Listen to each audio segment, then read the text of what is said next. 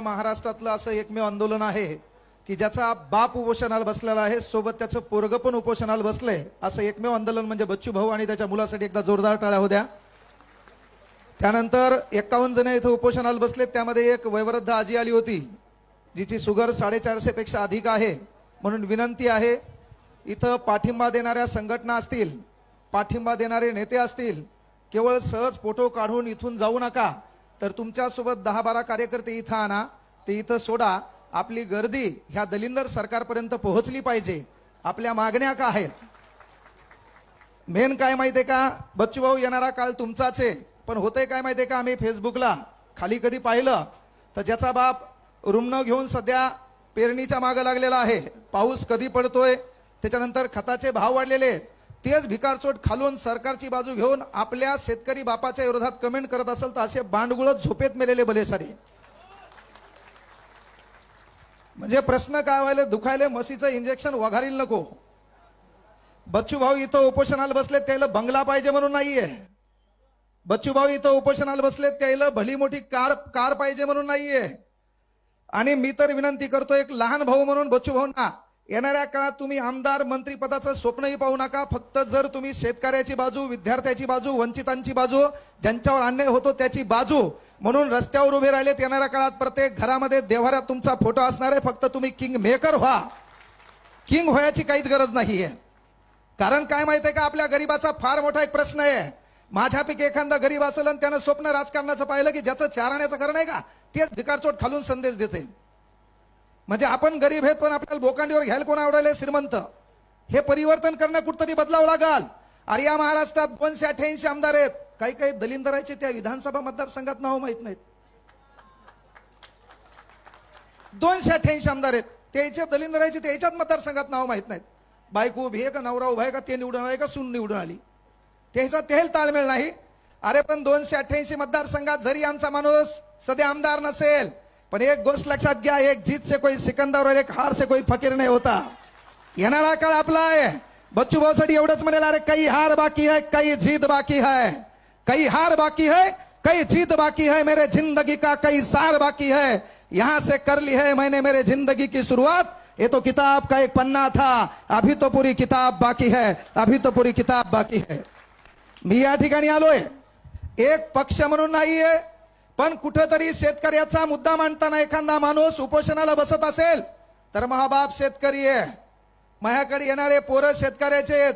ज्याच्या जीवावर मी क्लास घेऊन फॉर्च्युनर मध्ये फिरायलो, त्याची कृतज्ञता म्हणून एका शेतकऱ्याचं पोरग या नात्यानं मी इथं आलोय.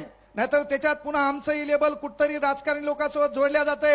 या ठिकाणून एक ग्वाही द्यालो, कुठल्याही पक्षाचा रुमाल ज्या दिवशी कांगणेसरच्या गळ्यात दिसला, कुठल्याही पक्षाचा प्रवक्ता म्हणून कुठल्या स्टेजवर दिसलो, कुठल्याही नेत्याबद्दल राजकारणाच्या प्रवासामध्ये प्रचार करताना दिसलो, तर जिथं तू भाषणाला उपस्थित असेल तिथं ईट घेऊन मला फेकून आणायची. विद्यार्थ्याचा मुद्दा असेल, माझ्या बाप शेतकऱ्याचा मुद्दा असेल, तेव्हा वाघ हा कधी बी मैदानात असेल हा शब्द इथून द्यायलोय. आम्हाला सरकारशी घेणं नाहीये. कारण व्हायला काय माहितीये का, सध्या प्रॉब्लेम असा आहे, विरोधात बाजू मांडायची कोणा, अर्बन नक्सलाइट नावाचा एक प्रकार आला आहे. छोट्या मोठ्या संघटना दाबण्याचा प्रयत्न केलाय, पण बच्चू भाऊ ताण घ्यायचा नाही. सूर्याला देखील झगडावं लागते. रहा संघर्ष गीत चलता है, वही संसार को बदलता है, जिसने रातों से जंग जीती है, सूर्य बनकर वही निकलता है, सूर्य बनकर वही निकलता है. आज थोडे आपले दिवस वाईट आहेत. आणि तुम्ही पण इथं बसलेल्यांना सांगतो, हे 51 सोडून बाकीचे बढियापैकी नाश्ता बिस्टा करून इथं आले. तुमच्यामधला जोश दिसला पाहिजे, चेहऱ्यावरलं तेच दिसलं पाहिजे.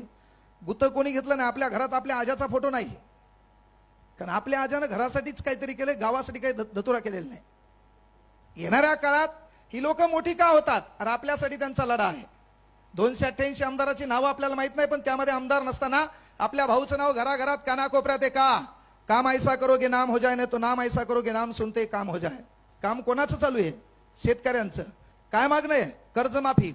अरे मग तुमच्या इथं विजय मल्ल्या येतो, 1100 कोटी कर्ज घेतो, लंडनला जातो, 25 वर्षाची नवी पोरगी बायको करतो, ते तुमच्या उरावर बसलेला चालते. मग इथं शेतकऱ्याचं कर्जमाफी व्हायला काय झडपणी आली रे तुम्हाला.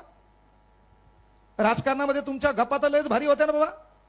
मग सरकार विरुद्ध बोललं की पुन्हा तुमच्या पुढे लाग लागती. विषय काय आहे ते आज नाहीये, पण संघर्ष करण्यासाठी आपल्याला एकत्र यावं लागेल. आणि म्हणून एक विनंती आहे, आपल्या समाजासाठी कोणी बोललं पाहिजे, आपल्या समाजासाठी कोणी चाललं पाहिजे, समाजासाठी कोणी रस्त्यावर आलं पाहिजे.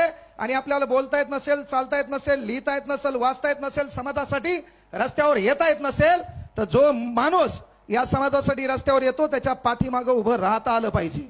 ही कळकळीची विनंती आहे. मी या ठिकाणी एक विद्यार्थ्याची बाजू देखील घेऊन आलोय. बच्चू भाऊ, आमचा एक प्रॉब्लेम आहे. या गव्हर्नमेंटने एक परीक्षा आणली पा TCS, आणि या TCS मध्ये हे गव्हर्नमेंट काय करायला, एका पोराला एक फॉर्म भरण्यासाठी 1000 रुपये घ्याले. एक फॉर्म भरण्यासाठी 1000 रुपये घ्याले.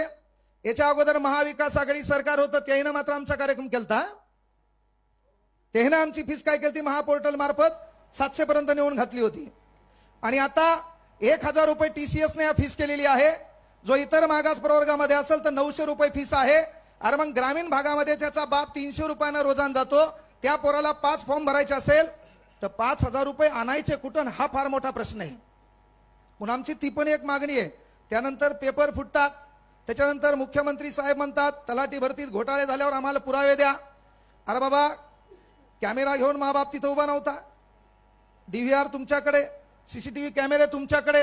त्यानंतर आमच्या पोरांना अभ्यास करायचा, आमच्या पोरांना फॉर्म भरायचा, आणि एवढं होऊन तुम्ही जर पुरावे मागत असताल तर मग 5 वर्ष फक्त आमच्या भोकांडीवर बसायला येऊ नका. काहीतरी आमच्या गोरगरीब प्रश्न आहेत विद्यार्थ्यांचे, ते देखील मार्गी लावा. अनेक पेपरमध्ये घोटाळे झालेत, त्या विद्यार्थ्याची बाजू म्हणून, ह्या शेतकऱ्याची बाजू म्हणून सदैव विद्यार्थ्याच्या वतीनं तुम्हाला जाहीर पाठिंबा आहे. येणाऱ्या काळात सरकारला विनंती आहे, शेर घायल हो सकता है, शेर घायल हो सकता है, 2 पाव पीछे भी आ सकता है, लेकिन उसकी छलांग बहुत अलग रहती है. त्यामुळं 4 दिवस उपोषण म्हणजे 72 तास ओलांडून गेलेत. उपोषण म्हणजे साधी सुधी गोष्ट नाहीये. या ठिकाणी लक्षात घ्या, जखमा तयार होतात, अशक्तपणा येतो, एवढे लोक बोलतात तेव्हा माणूस चिडचिड होतो. हे आपल्यासाठी नाही. यवन हे कुठल्या समाजासाठी नाही, हे कुठल्या जातीसाठी नाही. या भारताला कृषी प्रधान देश म्हणतात, शेती पिकवणाऱ्याला जगाचा पोशिंदा म्हणतात. तो पोशिंदा जगला पाहिजे, त्याच्यावरली कर्जमाफी झाली पाहिजे, त्याच्या लेकराला न्याय भेटला पाहिजे. यासाठी आपला वाहक मैदानात आहे. आपला वाहक सध्या अन्नत्याग करून 4 दिवस झाले उपोषण करतोय.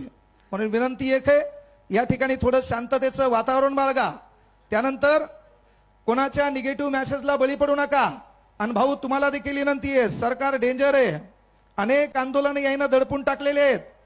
त्यानंतर छोट्या मोठ्या संघटना देखील दडपून टाकण्याचं काम करण्याचा प्रयत्न यांनी केलेला आहे. फक्त विनंती आहे की तुम्ही किंग मेकर व्हा, नव्या युवकांना संधी द्या, आपले लोक उभे करा. आणि तुम्हालाही विनंती आहे, आपण गरीब असताना गरीबाचा सन्मान करा, आपल्या लोकांना मोठे करा. येणाऱ्या काळात येतील, डायलॉग मारतील, बोलतील, बोलबच्चन देतील, जातीवरून धर्मावरून भांडणं लागतील, पण आपला एकच धर्म आहे, तो धर्म मरता कामा नये.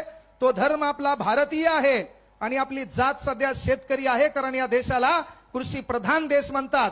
ती भूमिका सदैव स्मरणात ठेवसाल. मी ढवळे सरांच्या वतीनं या ठिकाणी येण्याचा योग आला. येणाऱ्या काळात बच्चूभाऊचं कुठलंही आंदोलन असेल तर एक विद्यार्थ्यांची बाजू या नात्यानं त्यांचा मोठा भाऊ म्हणून सदैव तुमच्या सोबत असेल, हा शब्द या ठिकाणाहून द्यायलो. आणि आपल्यामध्ये आवाजात धमक असली पाहिजे. या ठिकाणी बहुसंख्य युवक आहे आणि युवक म्हणल्यावर त्याच्यामध्ये जोश असला पाहिजे, ज्याच्यामध्ये चेतना असली पाहिजे. म्हणून आपला जोरदार नारा झाला पाहिजे, छत्रपती शिवाजी महाराज की, छत्रपती शिवाजी महाराज की, डॉक्टर बाबासाहेब आंबेडकरांचा इन्कलाब, इन्कलाब, भारत माता की, वंदे. थांबतो या ठिकाणी. जय हिंद, जय महाराष्ट्र, जय प्रहार. अनअकैडमी सेंटर से नीट का सिलेक्शन नहीं तो फीस वापस, मतलब नहीं समझे। 2024 में अनअकैडमी से नीट के 26,000 से ज्यादा सिलेक्शंस हुए, इसलिए हम जानते हैं कि आपकी और हमारी कड़ी मेहनत और डिसिप्लिन से नीट में सिलेक्शन होगा। तो अगर नीट 2026 में आपके 500 से कम नंबर आए तो आपकी 50% कोर्स फीस रिफंड हो जाएगी ओनली विद अनअकैडमी नीट श्योर सक्सेस प्रोग्राम। बहुत ही लिमिटेड सीट्स हैं, तो अभी जाइए और एनरोल कीजिए।